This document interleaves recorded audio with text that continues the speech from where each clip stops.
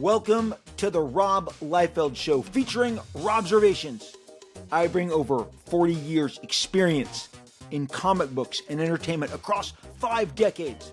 I offer insights and opinions on the business and the art of comic books and pop culture. If it's happening in games, in movies, in streaming, or comic books, we're covering it right here on the Robservations Show.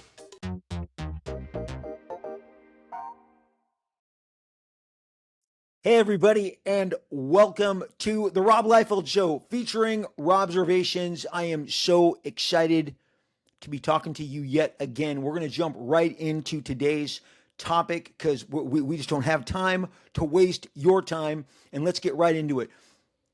It's a bridge from our last episode, which commemorated the amazing life, career, and accomplishments of one Mr. Jim Shooter. Now the late, great Jim Shooter. You know, it's great since the time that I recorded the episode that we uploaded.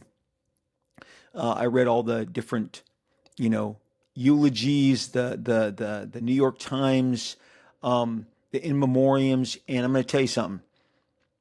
It felt like they absolutely, had to respect his accomplishments, and they did. They were all, I felt, really, really positive. Talent such as Dennis Cowan, such as Kerry Gamble, both of whom did stellar Power Man and Iron Fist runs. When they put Power Man and Iron Fist together, it was brilliant. It extended the lives of both books and both characters. That happened under Jim Shooter, and both Kerry and Dennis did incredible tenures on that book, and both of them, as well as plenty of other assignments at Marvel Comics. But they're two incredible powerhouse illustrators, along with Walt Simonson, who just said really nice things about Jim, who reflected, I believe, the Jim Shooter that my demographic who grew up with him. We didn't care about your beef. I'm sorry if you ate your sandwich with your name on it in the refrigerator, okay? I'm sorry if you sipped your Coke. A lot of you guys, a lot of the stuff that's been shared is just bitching. And like I said, if you ran within 24 hours of learning that he was dead to say some negative stuff, you're a shit person, and you have to live with that. And if you're surrounded by people who celebrate that, you're all shit people. Jim Shooter made my life, made everyone who I worked with in comic books in the 80s and the 90s. He made our lives better, given, as I told you, the royalty structure that he put forth. If he did nothing else than that, and he did it with Marvel's management. And again, he went to them and said, we need to do this. Of course, they said, we don't want to do this. He was like, we're going to lose all sorts of important talent. And in that quote that I shared with you from the Comics Journal, he said, this is going to cost us a lot of money. Imagine all the money that they saved. And I'm going to get into some of that later on, because while Jim is gone, and Jim knew how much I loved him, because I told him to his face, and I celebrated him often, it occurred to me that the editor-in-chief that followed him was equally amazing, and somebody who had much more business and personal interactions with. And I wanted to give today's show, I'm going to dovetail it. I'm going to focus it on the editor-in-chief of Marvel in the 90s, which is Mr. Tom DeFalco, but also do a de facto, not a DeFalco, a de facto sequel to one of our most popular episodes. In regards to YouTube and being on camera and talking to you guys, I don't know, is this our 10th? I mean, we haven't done a whole lot of them. This is really fresh and new to me. But 5 years ago, I did an episode called The L Boys, which is one of, if not a top episode from the podcast library. And, the fun part of doing the podcast over the years is always checking and watching which episodes do the best, which garner the most watching and rewatching, reviewing. And the L Boys is a top 3 episode, along with The Heroes Reborn, and the stuff that connects it all is it's that age. Today in the New York Times, I read a thing about how the 90s still holds such sway over the culture.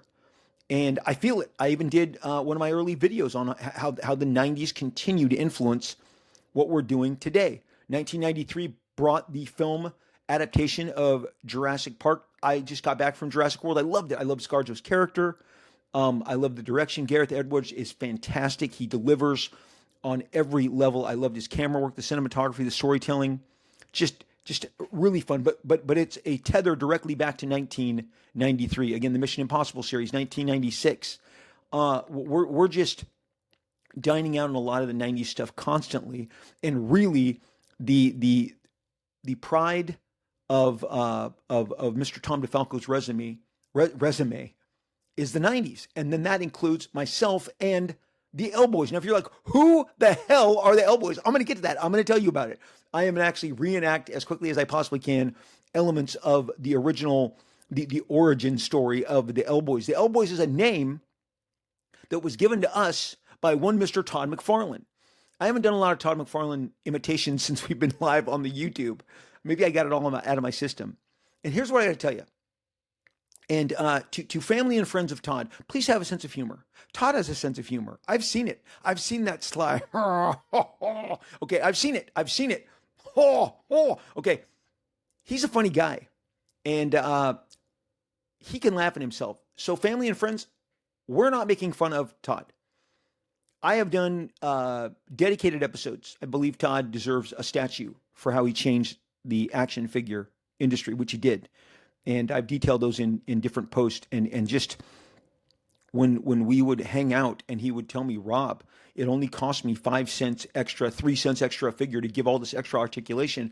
But Mattel and Hasbro won't do that because they want to save costs. Go back to Jim Shooter. This is going to cost us a lot. Sometimes you got to make moves that cost you a little extra, but push you even further. And Todd was fearless when he entered the action figure business, transformed it, the best sculpts, the best toys. And the people who worked for him, the sculptors who learned the business under him, went off and did a bunch of their own companies. So he literally gave birth to a new age of action figures in the mid 90s that we are still dining out on today. Every time I get a great action figure from Hasbro or from Mattel or from a rival, I equate it to Todd and the vision that he had in bringing his company to life. I mean, my respect for Todd is incredible. We don't hang out much more. We don't see each other anywhere near as often. But meeting him early on and being stunned at his manner and mannerisms, and then a friendship that really took flight for probably, I'm going to say, a good 5-6 years after that. But for a while there, it was intense. We talked to each other all the time. We shared ideas, concepts. We did that crossover sabotage, which so many of you seem to enjoy because you guys tell me about it. So much of my show, I share with you my childhood. That's one of the things the Rob Liefeld Show and Robservations really goes over is the history of comics, and I tracked it from my entry point into comic books and what I learned about the history of comic books from that point that I was starting to engage in 1974. I've said it many times. When I started to engage as a kid, and these issues are already in the hundreds, Fantastic Four is in the hundreds, I'm like, man, I missed out on so much. Right around the first year, the Avengers is in the 130s that I started grabbing them, and then monthly 140. And I felt like I just missed out on so much. Who knew that was just a small percent of everything that was to come? And I've been on board that train, making comics, producing comics, writing, drawing comics, since I was hired in 1987, 18 years old, and 1986. And what an amazing and incredible ride it's been. I was arrived at Marvel with 6 weeks to go on Jim Shooter's career as editor-in-chief, having enjoyed so much of what he wrote and what he fostered in regards to giving the green light to all the different talent that we covered in the previous episode, the Frank Millers, the Walt Simonsons, the John Burns, the Bill Sienkiewicz's. Look, Art Adams and Mike Mignola and Rick Leonardi came in under Jim's stewardship, his guidance. When the baton is handed off, when Jim leaves, when he has let go, Tom DeFalco, a writer of whom I had really enjoyed, as a fan. He had written Machine Man. He had written Spider-Man. He had been knocking around. He went on to do an incredible run, even while he was editor in chief. An incredible run. I would rank it number 3 behind Kirby and Simonson. His run on Thor. Like Jim Shooter before him, like Stan Lee, like Roy Thomas, he was an accomplished writer. He was a talented guy. I'd like to think that Tom was emboldened by the example that Jim Shooter showed before him, given all the success that Jim had. He was able to kind of give a roadmap to Tom DeFalco, who would encounter the L Boys and Todd McFarlane and all of us during his tenure. And Todd was meeting all of us in this wave in 1989. And it's Ron Lim, it's Rob Liefeld, it's Jim Lee, it's Eric Larson, okay? We'd all been around and had our own different journeys, but we were all arriving at Marvel at the same time. And Todd had been in the business for quite some time, but he had done a lot of work at DC Comics. And he had only been at Marvel for about maybe a year and a half, 2 years, when he is now jumping from Hulk to Spider-Man. And when I meet him, I am already a fan of Todd McFarlane's. I bought all of his DC work because I thought there is something in this guy. His very interesting page layouts, which he explained to me why he did that, to stand out, because he felt like his work was being, his work at DC was handled by some of the most heavy-handed finishers. And if you've been watching, you know what a finisher is, because we covered it recently. And sometimes you can give full pencils and ask a finisher to just do his own thing, because I think Todd was doing the equivalence of full pencils. But Tony DeZuniga and other artists, some of the more accomplished Filipino illustrators, renderers, and look, anybody that Tony DeZuniga touched was given the heavy-handed approach, whether it was John Buscema, John Byrne, or Todd McFarlane. Todd felt that his actual rendering and style, his faces, and once Todd inked a cover of Infinity Inc., I could see, wow, Todd is more from that Art Adams tree with little George Perez, is what I detected early on, than what I can see when he's finished as heavily as he was on the interior pages. And so Todd is now inking his own work. And I'm following, again, from the DC stuff that I covered, I'm following him to Marvel. And I dig that he's inking his own work, because it really looks more unique and more distinct. And I see some of the same influences that all of us, Eric Larson, Jim Lee, myself, Ron Lim, we're all chasing Art Adams. Ron Lim told me Art Adams influence. Jim Lee, Art Adams influence. Eric Larson, Art Adams influence. We give a lot of praise to Art Adams here. Me, Art Adams influence, okay? But I am wandering. I'm over by the Marvel booth, and I guess I've seen a picture. And so here goes the L Boys story. And this episode is called Unlocking the L Boys. And I'm going to share with you what happened, how it happened, and at the end of the day, I believe it is because Tom DeFalco allowed us to run free. But at this point, none of us, Todd at this point is not writing Spider-Man when I meet him. I am not writing New Mutants. Jim is not writing X-Men. Eric Larson is not writing his work, his Spider-Man run yet. Eric also came over from DC. He was doing Doom Patrol, which I totally loved. But I feel like each and every one of us was unlocked at Marvel Comics, and it was under the guidance of Tom DeFalco. When I was hired in that last 6 weeks of Jim Shooter's tenure, which is why I always tell people, and I love to say this, Jim Shooter, Tom DeFalco, there's a year with 5 editor-in-chiefs, 5 co-editor-in-chiefs, Bobby Chase, Mark Grunwald, Bob Harris, and 2 more. I don't want to say the wrong ones, but he goes, Jim Shooter, Tom DeFalco, the 5 editor-in-chiefs that 1 year, Bob Harris, there's 4, Quesada, there's 5, Axel Alonso, there's 6, CB Cebulski, there's 7. There'll be an 8th. Maybe while I'm alive, there'll be a 9th. What I always tell people is, whatever happens, I'm still here. There's a new EIC sitting in the chair. Obviously, many different editor-in-chiefs have come and gone at DC as well, but Marvel has had the most in that period of time.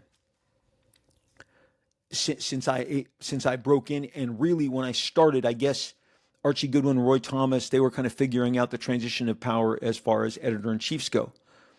But I'd like to think that Tom DeFalco unlocked us in the same way that Jim Shooter unlocked the array of talent. And he did it, Tom DeFalco, I believe, did it with the freedom that he did it because he saw what Jim had done. But it's San Diego Comic-Con 1989. And I am at the Marvel booth. I have, I am drawing New Mutants. I am literally drawing like the Vulture, Rusty, my first full penciled issue. I've done the annuals. I've done What If Wolverine. I've done an Amazing Spider-Man annual. Todd's like, are you Liefeld? And I said, I'm Rob Liefeld. Bud, Todd McFarlane, good to see you. Good to know you. And I'm like, oh my gosh, I love your work. I'm so excited. Oh, Bud, thanks. Okay. We are wandering around. Todd walks with me to a comic book booth selling comic books. This is also at the older convention center, not the current San Diego that you know with hall A, B, C, D, E, F, G, H, okay? Not that one.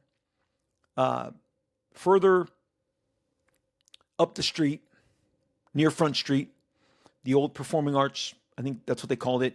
That is where I attended with my dad. I've told that story. Took the train in 80. So basically from 1981 to 1990 is in this other venue that was super exciting, really exciting. Just loved it. But I meet Todd as I am just starting on New Mutants. And so he's like, oh, Bud, let's check some comics out. So I wander with him to a comic book booth. And he's like, hey, can I see that, amazing fantasy #1? And the guy hands it to him. And he's like, hey, can I see that Action Comics? This guy had both of them. 1989, not the same price that they are now for sure, but in the umpteen thousands. And Todd's like, oh, this is nice. No.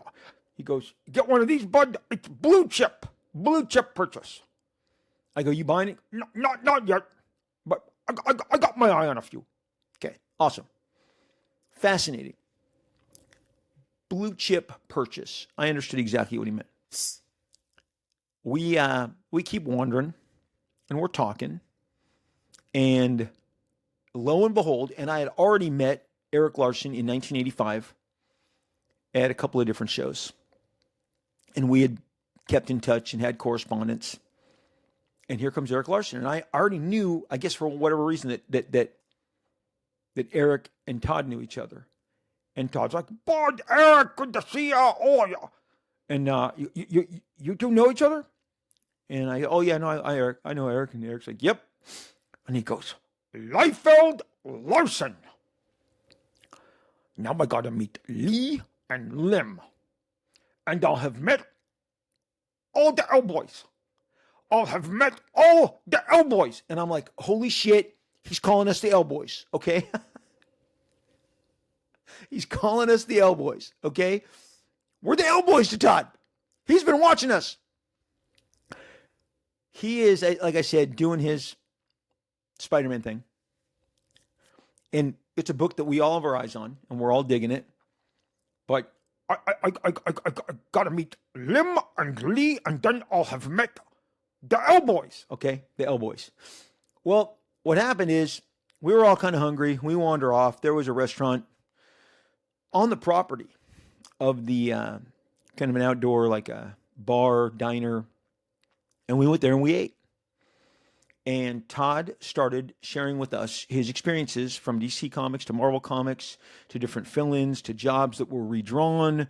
I learned that he had a G.I. Joe book that didn't get published that was redrawn because either the editorial or Larry Hama wanted it redrawn, and it was.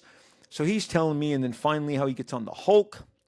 And then he talked a little about his interactions with Peter David, and then how he's working with David Michelinie on Amazing Spider-Man, and Eric and I are just listening because Todd is doing most of the talking. Now, this is not uncommon. Todd came over. Here's Todd will have to clarify this, but where I'm saying that this is not uncommon is a couple years later, in the spring of 1990, Todd came out to visit me. And I'm sorry, the fall of 1990. And Joy my wife was one of my good friends, and I brought Todd by the house because I'd always talked about Todd to her. We were not dating at the time. We both had different people we were going out with. But I love Joy, I love her family. And Todd came over, and the entire family will say, that guy wouldn't stop talking for 2 hours. Todd came into the dining room, sat down, and just blobbity, blah, blah, blobbity. The dude you think I can talk? Todd can talk.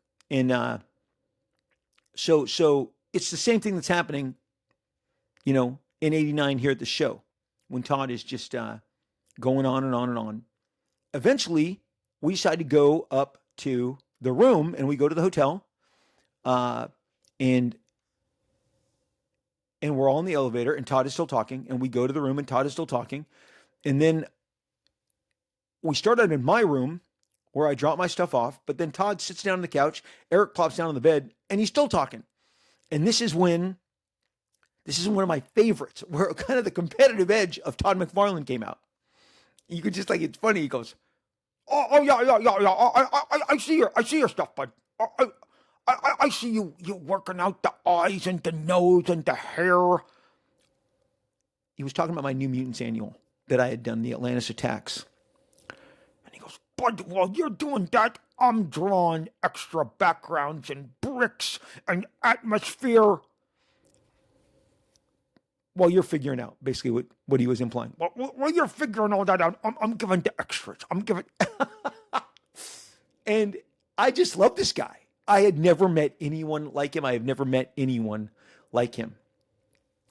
And that night, we go to a party. We have not, Eric, Todd, and I are now going on our 5th straight hour.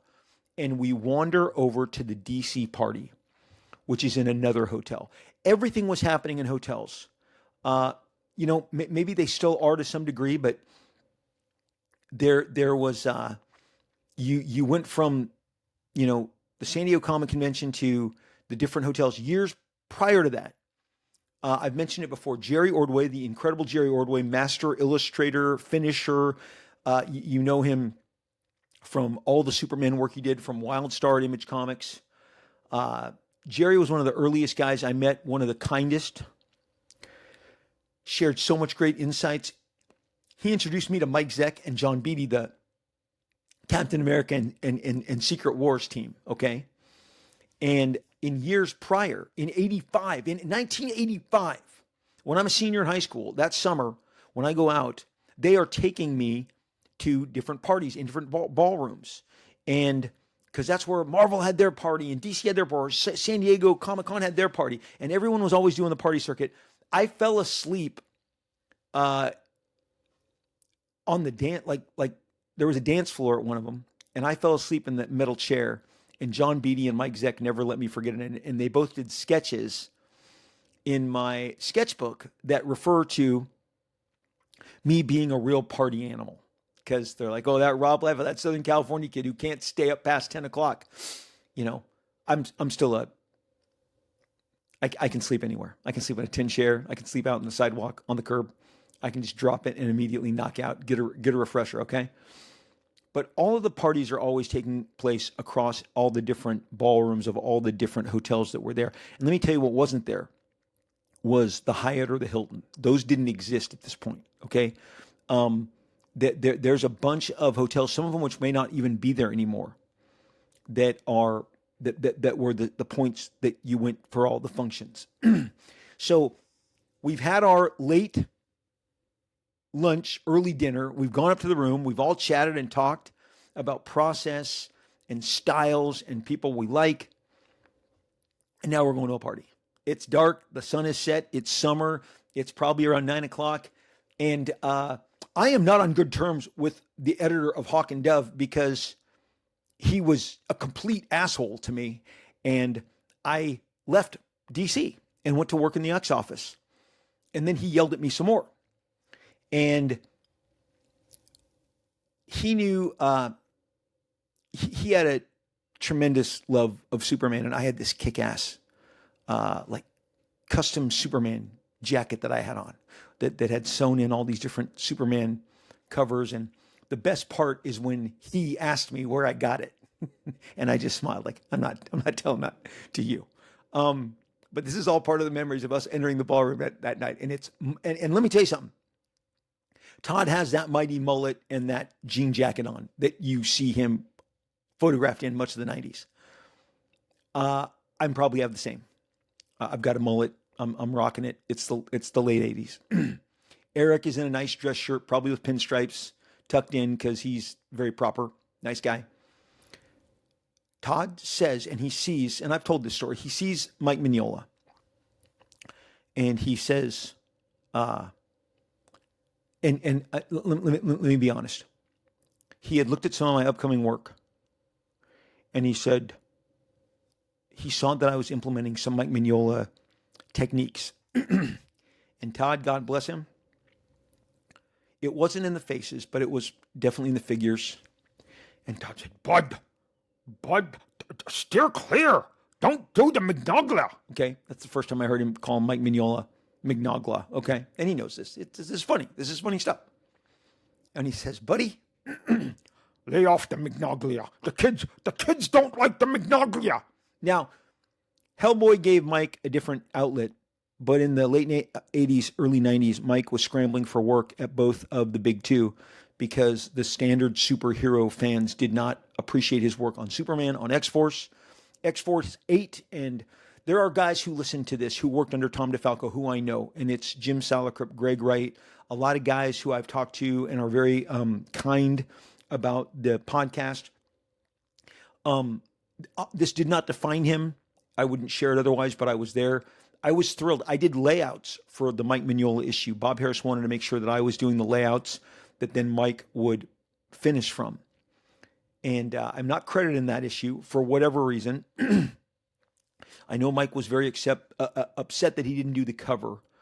And it created a fallout between him and my editor at the time, because I believe he thought for some reason that he would be doing the cover as well, but they were not going to let anybody but me do those covers. Even though I probably would have let him. Like, I'll take the month off, but they're like, no, Rob, we need you on covers on every issue.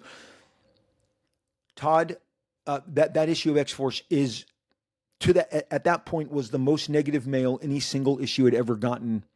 People just didn't, following Rob Liefeld with Mike Mignola.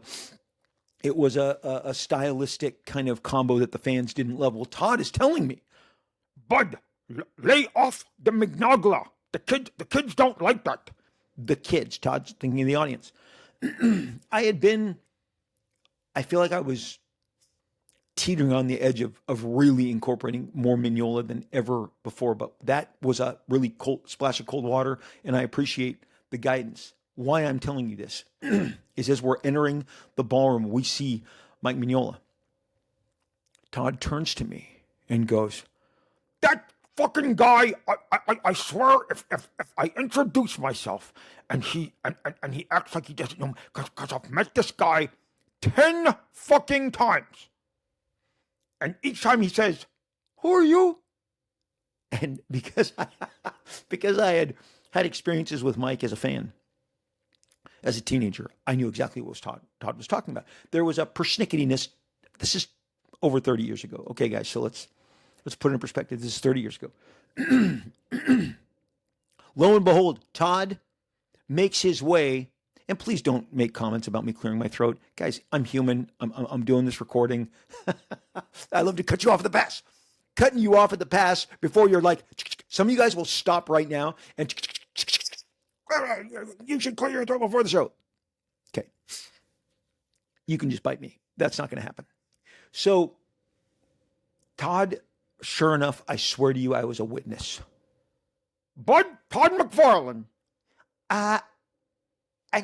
Okay. What do you do? oh, give me the fucking break. And Todd just turned around, and Eric and I howled.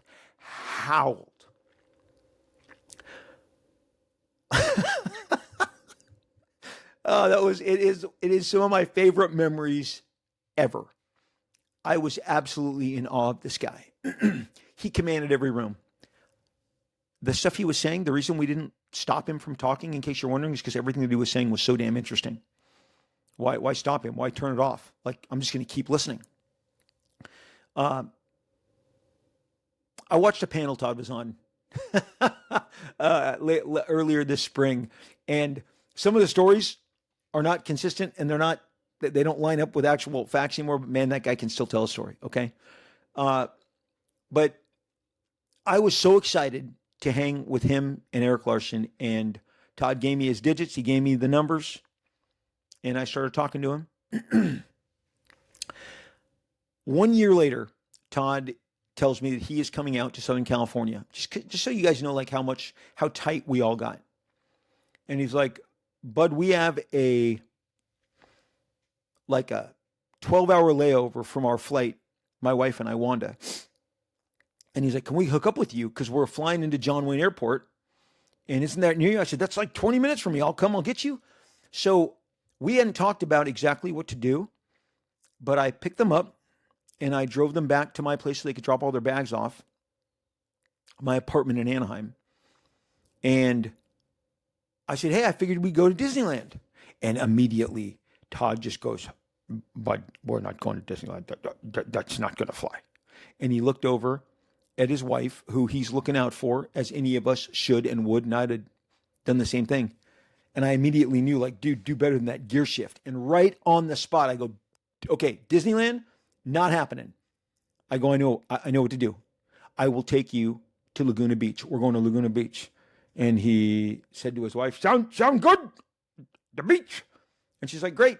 We hop into my Toyota 4Runner, my red Toyota 4Runner. Oh my gosh, I love that car so much. And we drove 40 minutes to my favorite beach in Orange County of my entire life. Laguna Beach is spectacular. I've spent a lot of time in the last 6 years over in the Amalfi Coast in Italy. And the first time I was there in 2019, I was like, see where Laguna is based on. Laguna Beach is very unique. It's nothing like Newport Beach or Huntington Beach or Manhattan Beach or Santa Monica.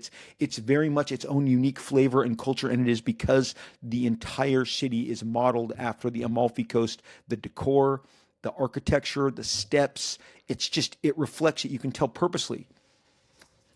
It very much reflects it.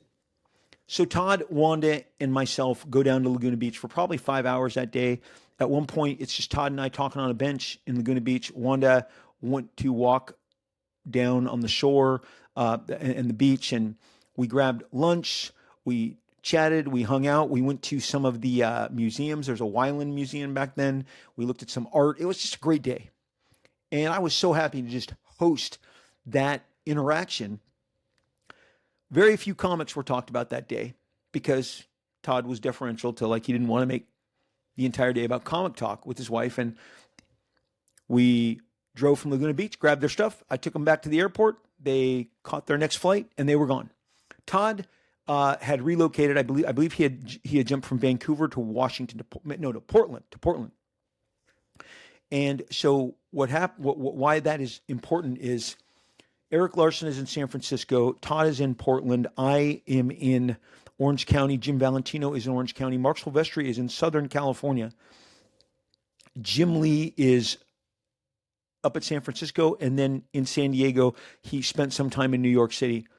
The bottom line is we represented a new branch of talent in comic books. We were all on the West Coast.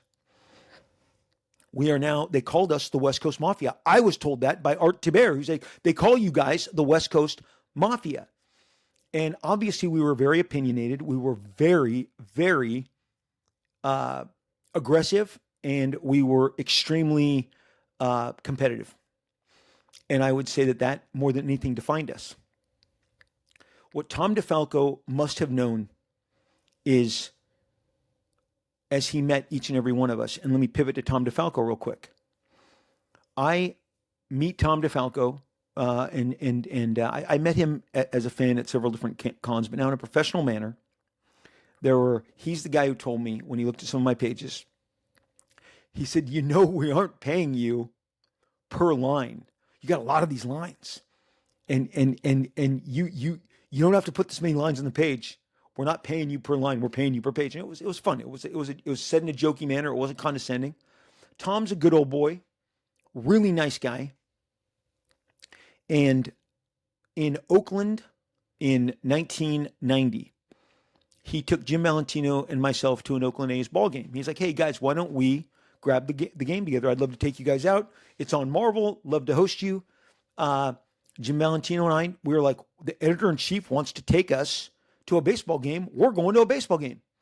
And so we hung out, and we chatted with Tom and learned the business. And, Jim was starting Guardians of the Galaxy. I was middle of my New Mutants run. And Tom could not have been more kind, attentive, and courteous and enthusiastic about the work that we were doing. And he did end the night going, "I expect great things from you boys." Just phenomenally nice guy. As I am, I took on the New Mutants as I've shared before, with the understanding that I would take it over, because I didn't want to take the New Mutants off. They offered me X Factor. I wasn't going to follow Walt Simonson on X Factor. I felt like that would be a bad move. Let me stop right here and tell you, you got to think the game. While I was at Marvel, I turned down Doctor Strange. I turned down following Todd on Hulk. I turned down doing Peter Parker, the Spectacular Spider-Man, which would have been a book that came alongside Todd. And Jim Salicrup, one of the nicest guys, was Todd's editor, took Spider-Man to the top of the charts, past the X-Men. That was his stewardship, working alongside Todd with Dave Michelini. And he brought Eric Larson, but he immediately, after I did an annual, he's like, "Rob, I'd love for you to join us. We're having so much fun. You could be part of the fun. Don't go to the X-Men office," he told me. "Don't go, come on. They don't need you. We'd have so much fun." The reason I didn't is I felt like I would not survive comparisons to Todd McFarlane. That's thinking the game. Thinking the game. I would have loved to have drawn Spider-Man. I had stories. I did entertain it for about 48 hours. I thought of all manner of different stories and different depictions, because I had loved Spider-Man drawn by John Byrne growing up. And I was like, oh yeah, this would be so much fun. But I felt like I would be in Todd's shadow. And I felt like that was probably not the best path for me. There was a book, I've discussed it on this show, called The Young Avengers that was circulating. They were going to do a Young Avengers. Jim Valentino, who I shared a studio with at the time, we put together a 2-year outline. And I'll be honest, between Guardians of the Galaxy, New Mutants, X-Force, and Youngblood, all of those characters would have made their appearance in that book. We were up for a couple of days perfecting our pitch, drawing character sketches. I had just drawn Namorita in my New Mutants annual, and I fell in love with her as a character. I loved her. So the idea that we could build a team with Speedball and with Nova, and these are the characters that we had, and Namorita and young Vance Astro, because we were told basically some of the characters that one of the editors at Marvel Comics had told us who the characters that they were thinking about kicking around on this. I've told the story before that I then wanted to, I was now in the middle, I was probably drawing New Mutants 98. I'm sorry, I was probably drawing New Mutants 80, 88, 87, the first cable. And so I've already gotten tremendous input on this book because I had turned down Doctor Strange, Hulk, Spider-Man. I was just trying to do the best I could as a young 20-something to manage my career. And let me tell you something. The L-Boys, I watched everything Jim Lee did, from Alpha Flight to Punisher. I watched everything Todd did, from Spider-Man to doing the Invasion chapters, because Todd did a DC crossover, the first 100 pages, which was crazy, but it was awesome. It was worth the price of admission. I watched Eric Larson. I watched Ron Lim. One thing that Todd told us at San Diego, he did say to Eric and I, and I've always loved it. He said, I got to tell you, if I'm a betting man, it's Lim. Lim's gonna go the distance. He can do 2 books. He can do 2 books. Lim is going the distance if I had to put money on it. Sorry. And I was like, I get it. Ron Lim was doing 40 plus pages a month. He could do two issues without like breaking a sweat, whether it was Cyforce and Captain America or Silver Surfer and Captain America going bi-weekly plus Silver Surfer. I mean, Ron, incredibly just prolific with his output. But I took those. Those were fighting words to me. Like, no way. Todd wasn't doing 2 books a month, and I revered him. And Art Adams wasn't doing but a book a year, and I revered him. I'm like, I'm going to break out on my own terms. But following Todd on Spider-Man, I didn't feel was going to be the best decision. And when we lobbied for the Young Avengers, I've mentioned it here before, I had already started on the New Mutants, and Mark Grunwald, who was a significant commander-in-chief under Tom DeFalco, called me up and said, Rob, take the bird in the hand. You're on New Mutants. Make the best of that.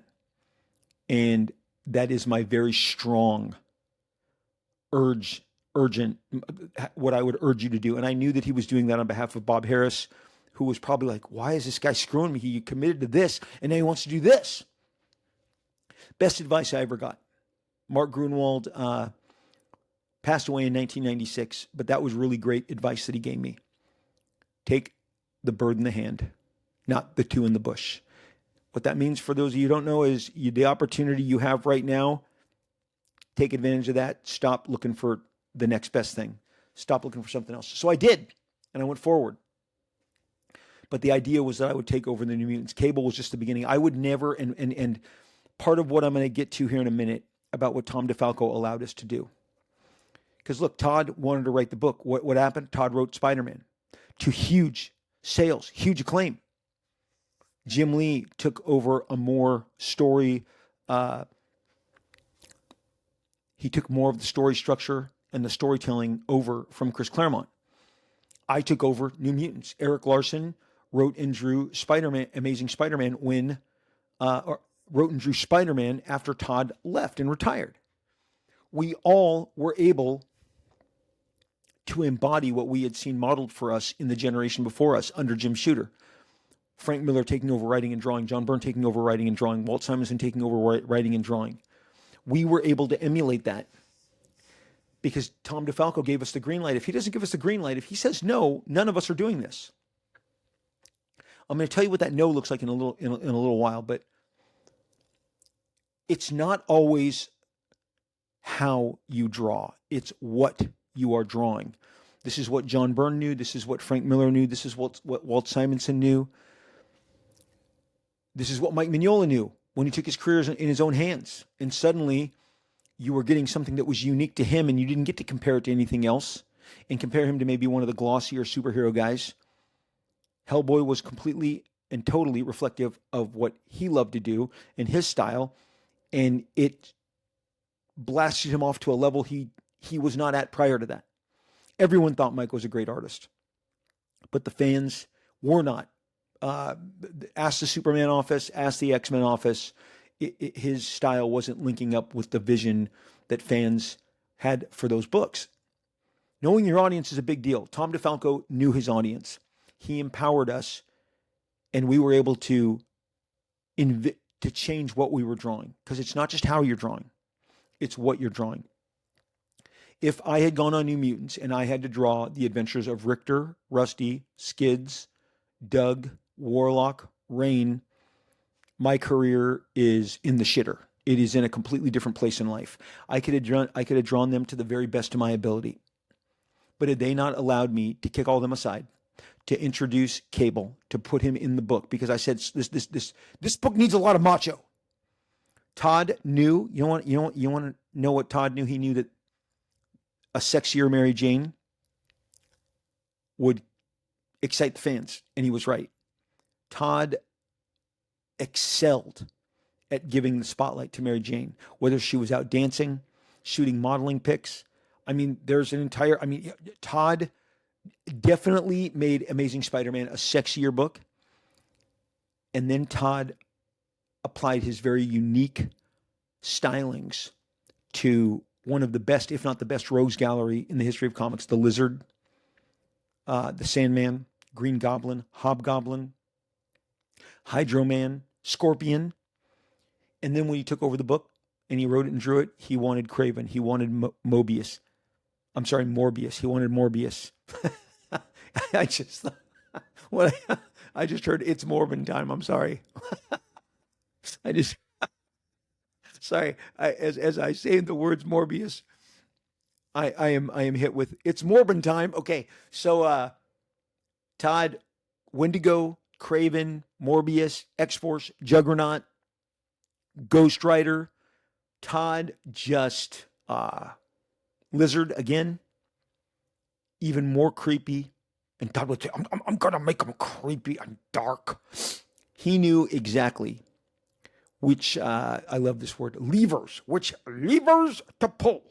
And Jim similarly knew, hey, I can't be drawing the X-Men in the Outback. Let's get him back in the mansion. Let's get him back to the X-Men stuff that I loved. And the sequels he did to all the greatest hits, because so much of Jim's run is what we all wanted for so long. I want to go back to the Savage Land. I want more Imperial Guard. I want more Magneto. I want the Brotherhood of Evil Mutants. I want the Hellfire Club. And Jim was able to revisit those, convincing not just Chris Claremont, but management to let him do it. Because what you got to understand is we're all battling against the voices in management who are pushing back whatever committee. Every time I wanted to do something, I assumed it had to go by Bob and get cleared by Tom DeFalco. Bob Harris is my editor, and it's Harras, not IS. So, allowing us free reign. Eric Larson came on. He loved the Sinister Six. He wanted to do those stories. He wanted to do an issue with the Beast. He does an issue with the Beast. Eric, those books that follow Todd, I think, are some of the best books. That Fantastic Four, Ghost Rider, Sinister Six storyline is just fantastic. Eric is on just complete tilt, just crushing it on that book. Complete green light. Letting the artist write, letting our visions take over. Will's Portacio on X Factor and on Uncanny X-Men, expressing more of what he wants to draw. Look, during Tom's run, it obviously extends beyond the Elboys. It was the empowerment and the elevation of Peter David. It was Dale Keown. It was the Ghost Rider books. It was Jim Valentino on Guardians of the Galaxy. There's so much. I see it through the lens of the Elboys for one reason alone, because Lee and Liefeld partnered alongside McFarlane to give them their 3 million, their 5 million, their 8 million selling comics. 3 records that haven't been broken since, all by guys empowered by Tom DeFalco. I was up at the offices in between the formal transition from New Mutants to X-Force. I was up in New York. I would go basically once a year, and this was my yearly spring visit. And Tom DeFalco came to find me in Bob Harris's office and said, hey, can I talk to you for a minute? I'd like to, bend your ear on something. I'm like, okay. And of course, I'm like, is it a good thing? It's a good thing. So I go and sit in Tom's editorial offices, the EIC, and Tom had taken a drawing I had done of Cable and the New Mutants. He's standing in the center with his blue pads on, and it's the shot with Rusty, Skids, like all of them. And you know what I'm going to do? I'm going to take a break, and I'm going to get that shot and bring it back and show it to you. Okay, so it's this shot right here that's here in this frontispiece. This had been a pinup. This had appeared in one of the New Mutants publications. It was this exact piece with Cable and everybody.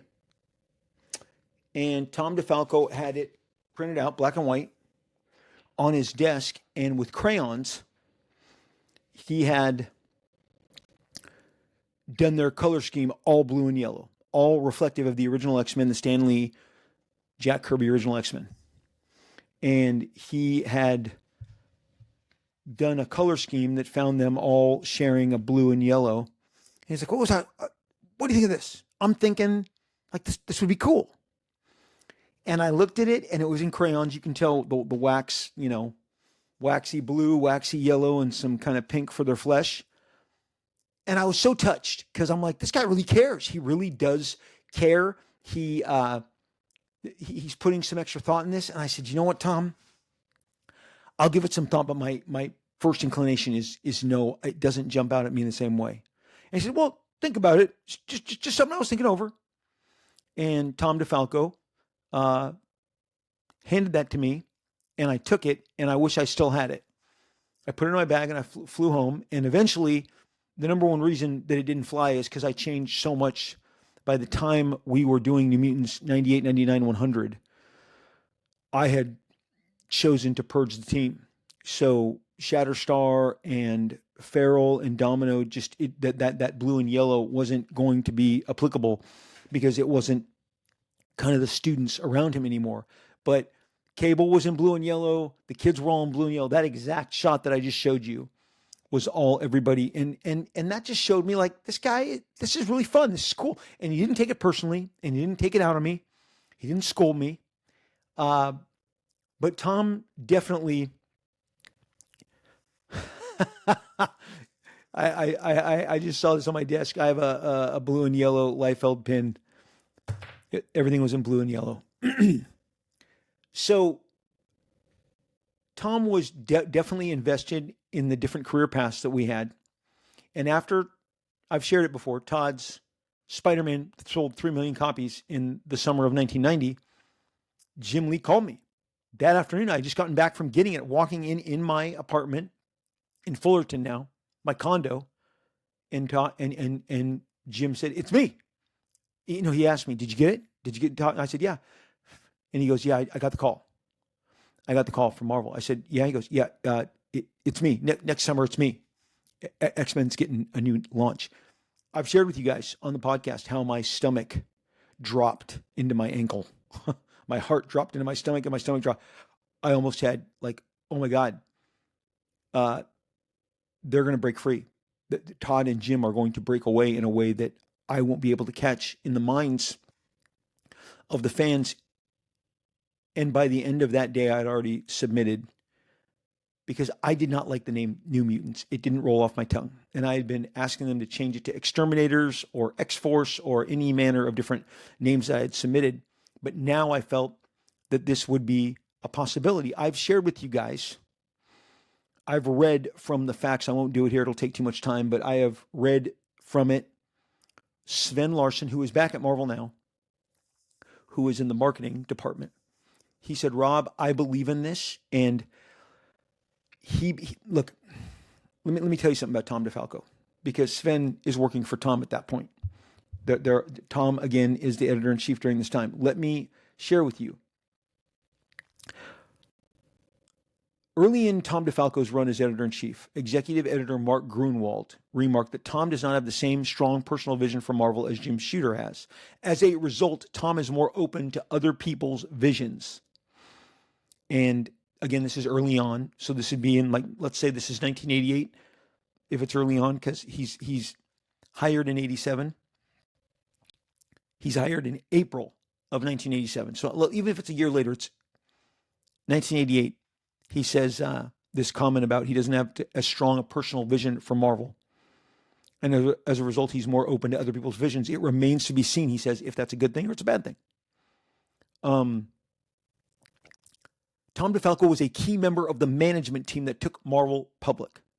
Under his leadership, Marvel's net profits from publishing rose 500%. Under Tom DeFalco's guidance, Marvel entered a phase of expansion that provided an opportunity for new talent to enter the comic book industry and released a number of new titles with original characters. Okay? Tom resigned after clashing with upper management in 1994, 87 to 94. I submitted and wanted to be part of the new rebranch. And let me tell you something. There's something I've never... look, as the years have passed, I've been told the name.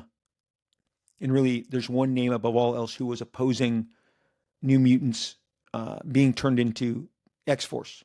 And it wasn't management, but it was a big name. Excuse me. It was a big name. And it was not somebody in management, but there was somebody who really didn't want to see New Mutants turned into X-Force, and at the very least, not during that summer. Well, there's a book called The Great American Comic Book that says Liefeld won his showcase. I didn't write it. It was written in the 2000s. That's how it felt. Sven Larsson, in the fax memo that I have read before, says, Rob, we're not going to give up. We're going to keep going. We had just been turned down a second time. The clock was running out. I was approved the third submission in the fall of 1990 for X-Force to be relaunched in 1991. We finally cleared the barriers. Tom DeFalco was part of that. Tom DeFalco came around, figured I should put the full weight of the decision that I carry here. And I know that we've been dealing with some no's in some certain factions. And can you imagine if they had said, no, let's go to the place where if X-Force doesn't happen, that's 5 million sales in 1 month that Marvel loses out on. We don't have to wonder about it because Tom said, I'm giving the thumbs up. We're going to go. We're not just going to do one. We're going to do 2 books. X-Force, X-Men, the millions and millions of dollars. That's why you're editor-in-chief. You're editor-in-chief, no matter who you are, to maximize and make Marvel money. A kid named Rob Liefeld, a kid named Jim Lee, a kid named Todd McFarlane, a kid named Eric Larson. We came into our own. We were given the ability to write our own work. That carried on through much of the 90s until it didn't. And when it stopped, and I was watching an interview with Kari Andrews, who's currently illustrating one of my favorite Marvel books, the Spider-Man Wolverine, and he did Spider-Man Reign early in the 2000s. Kari is a super talented guy, and maybe he remembers. I did a portfolio review featuring him in the late 90s. I believe it was for the Sci-Fi Channel. So I met him when he was submitting, and I could not be more proud.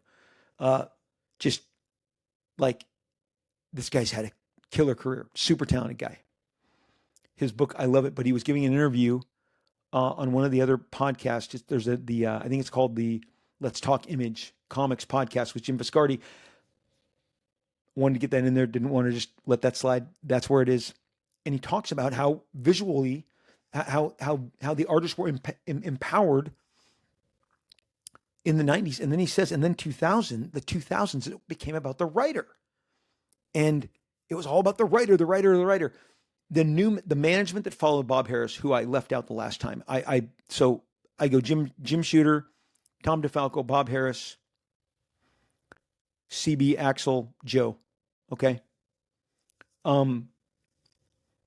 What happened in the early 2000s is they strip mined the artists. You didn't see artists writing and drawing as much. They didn't want that. You had to be paired with one of their designated writers who could write 4 to 5 books a month. And that's who they were going in on. And that was the Mark Millers, the Bendises, the Brubakers, whatever. It's that era. And I felt like Marvel got smaller during that time. Marvel got smaller. Marvel was scaled back. Marvel's sales were not as buoyant and they weren't seeing a 500% increase like they did with Tom DeFalco. The 2000s turned the faucet off. Jim Shooter turned it on. I feel like Tom DeFalco said, I can do 2 faucets and get twice the water pouring out. He increased the output. He continued the empowerment that was given to Frank Miller, that was given to Walt Simonson. He extended it to us. And it resulted in breaking records, breaking records. Tremendous sales and success that Marvel had not seen before or since. We blew those Secret Wars, those Alpha Flight numbers, we blew them away. And it's because Tom said, let's support these guys, down to the fact that he freaking colored in with crayons my sketches. And was like, what about this? He's drawing. Again, Tom's run on Thor with Ron Frenz, and then later the spinoff Thunderstrike was in my wheelhouse. I loved it. And let's get back to that Young Avengers book. You know who eventually did what was called the Young Avengers and became the New Warriors? Are you aware? Is it the trivia contest that you want to win? Is this the trivia answer that you didn't know? The New Warriors was created by Tom DeFalco and Ron Frenz. They were introduced. Let me see. I think I wrote it down here on my notebook. They introduced the New Warriors. I don't have the issue, but in Thor, Ron Friends and Tom DeFalco introduced the New Warriors. I guess, you know what, I'm going to cheat here. I'll just go New Warriors. Because you have time to go along I'm doing this quick on my Google search with me.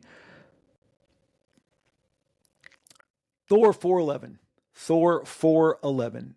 And that's where their first appearance was, their cameo, and then first full appearance, 412, Thor 412.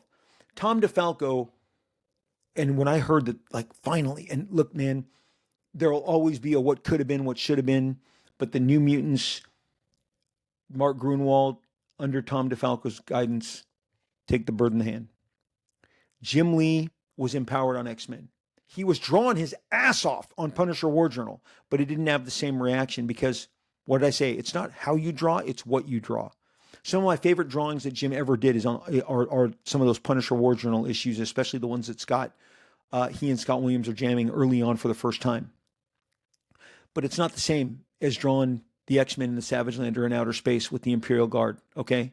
It's not the same as them attacking Asteroid M, a story I had wanted since Asteroid M was first introduced in, is it 129, whatever issue of X-Men that they first showed Magneto in his Asteroid M. It's what you draw as much as how you draw it. And Tom DeFalco knew it, and he let us write and draw what we wanted, and Marvel was the better for it. We were the better for us. That royalty program that Jim Shooter introduced kicked in. We were making hundreds and hundreds of thousands of dollars because we were getting a participation of the sales. I've told you, New Mutants 100 went back to press 3 times. I got a 6-figure check. It floored me. It was based off my percentage of the sales as plot, story, pencils, inks. Incredible. And then X-Force, $5 million. Don't even get me started.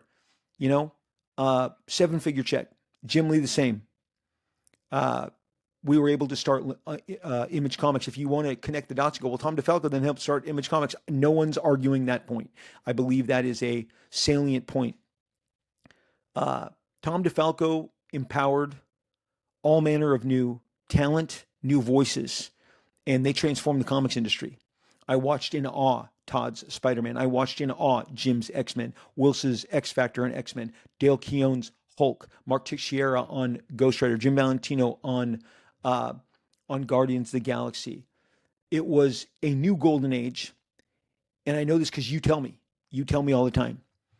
You go, Liefeld, you love your 70s comics, but it's all about the 90s, and I'm going to tell you something. When I look back, and this is the tweak, and it is the tweak, but allow me my pleasure and my happiness, okay? No, I'm not sure there's a live action movie that's going to do the same amount of business.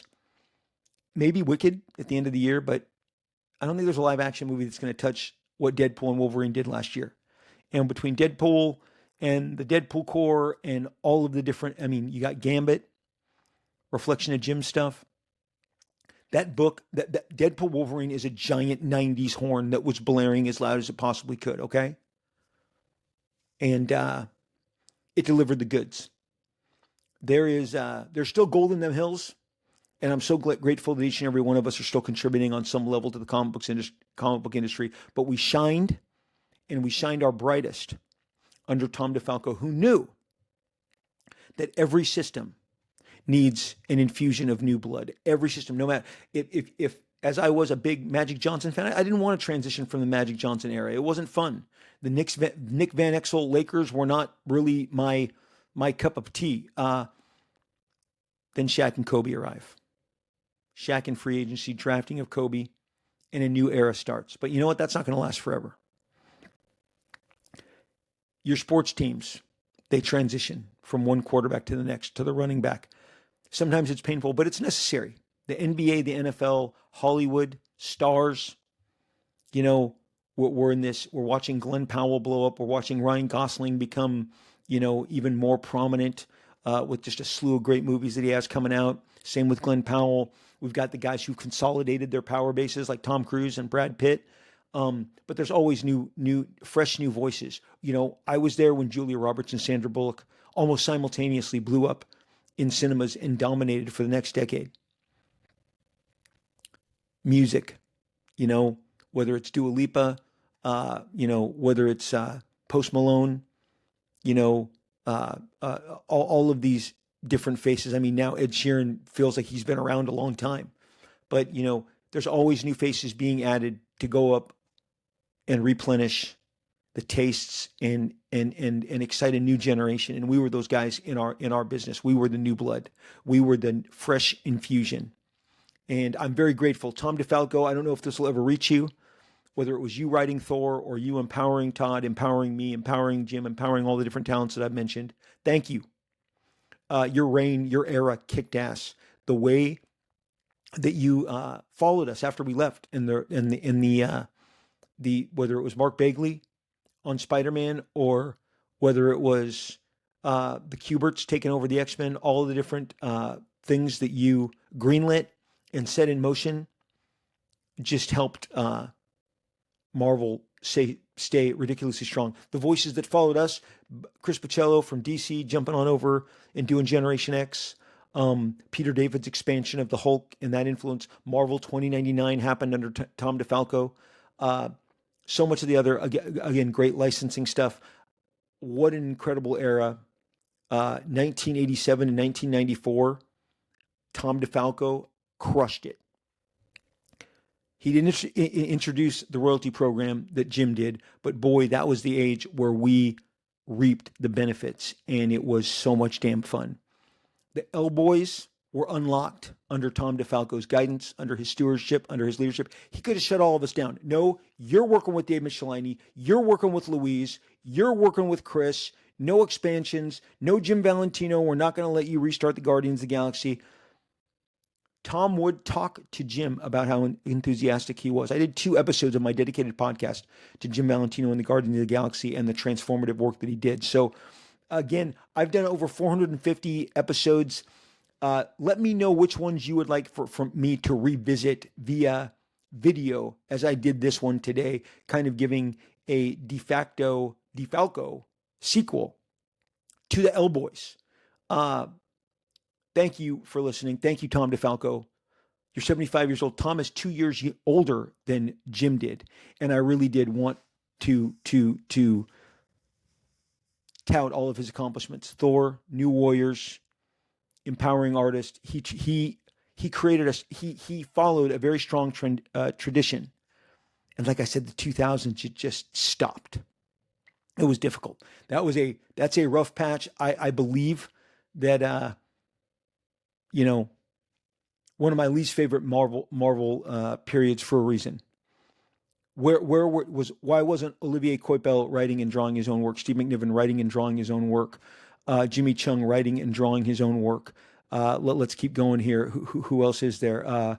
Let's Dave Finch. Why wasn't he writing and drawing his own work?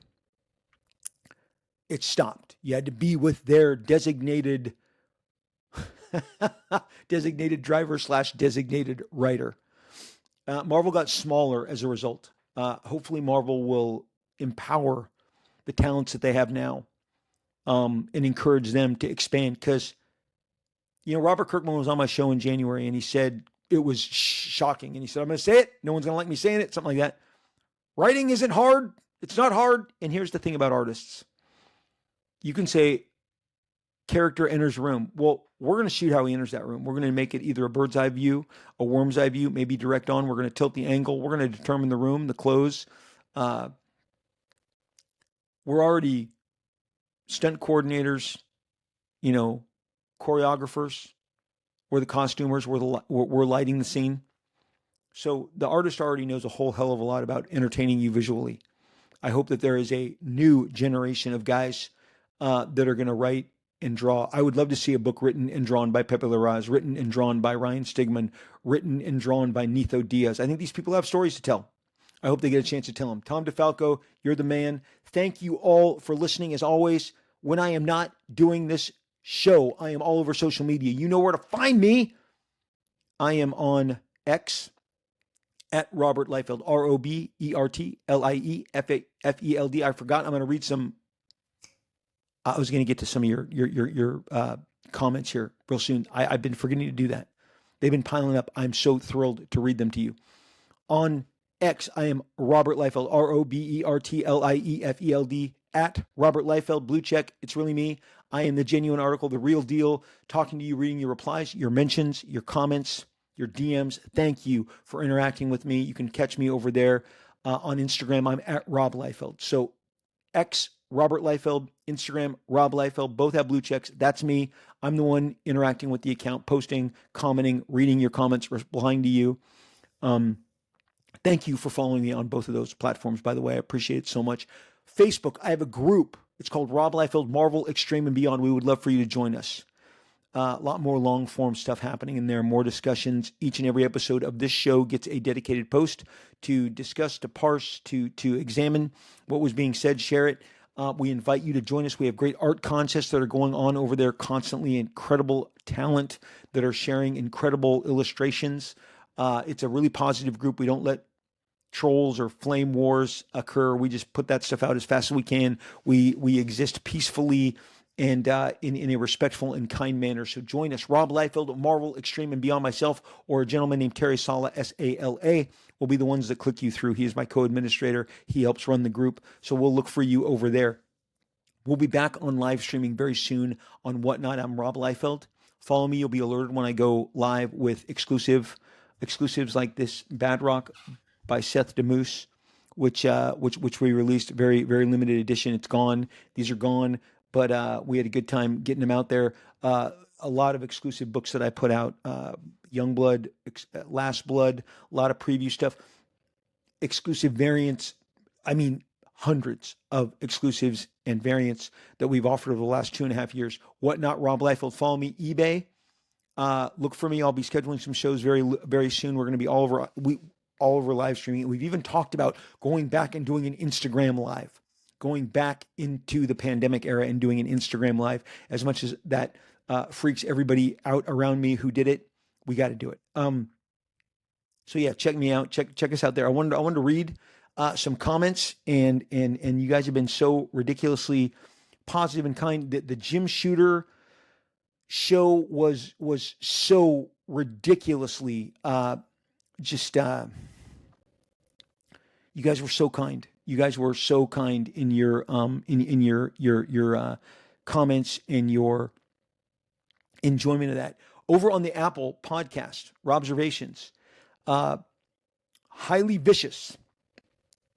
He gave us 5 stars. Highly vicious. Thank you. He says, I never got deep into comics, but the older I get, the more I want to go back and read all the oldies.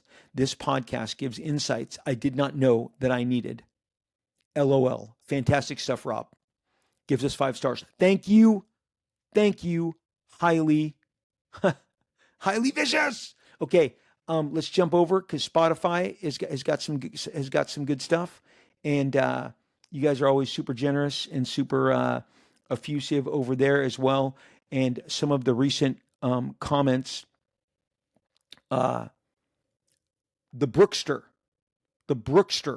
commented, said, this was another great episode of Robservations. I love this podcast. It was great hearing you talk about Jim Shooter, as I know how much you loved his work.